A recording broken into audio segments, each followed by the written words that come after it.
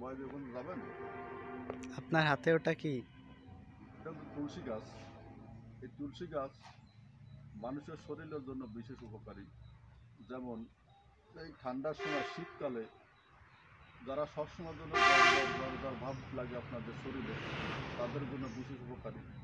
এবং যাদের সবসময়ের জন্য নাকে সর্দি লেগে থাকে, অনর্গল পানি পড়তেছে, চোখ থেকে পানি পড়ে, নাক থেকে পানি পড়ে, তারা যত্ন সহকারে ব্যবহার করবেন। কীভাবে ব্যবহার করবেন আমি আপনাদেরকে নিয়মটা বলে দিচ্ছি। নিয়মটা হচ্ছে যে এর থেকে এক ফুট পাতা নেবেন। পাতা নিয়ে এই পাতাটা আপনি ভালো করে ধুয়ে পরিষ্কার করে রস করে নেবেন। রস করে নিয়ে প্রত্যেকদিন সকালবেলায় বাসি খেতে এটা খাবেন। খাওয়ার 1 ঘন্টা পরে নাস্তা খাবেন।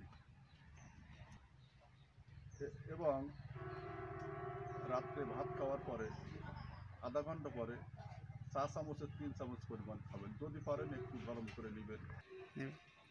গরম করে নিয়ে ভাত খাওয়ার রাত্রে ভাত খাওয়া ঠিক আধা ঘন্টা পরে খাবেন। খাওয়ার পর ঘুম যাবেন ইনশাল্লাহ।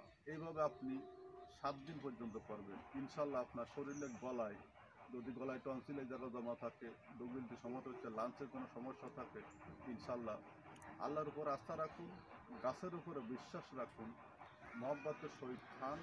একটু কষ্ট করেন, গাছ খাইতে গেলে একটু কষ্ট করা লাগে। যারা কষ্ট না করতে পারে তারা কিন্তু ভোগে।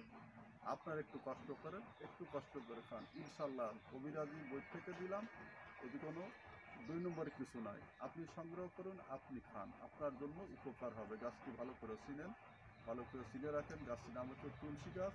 ভিডিওটি যদি ভালো লাগে সবাই লাইক, শেয়ার, সাবস্ক্রাইব এবং কমেন্ট করবেন।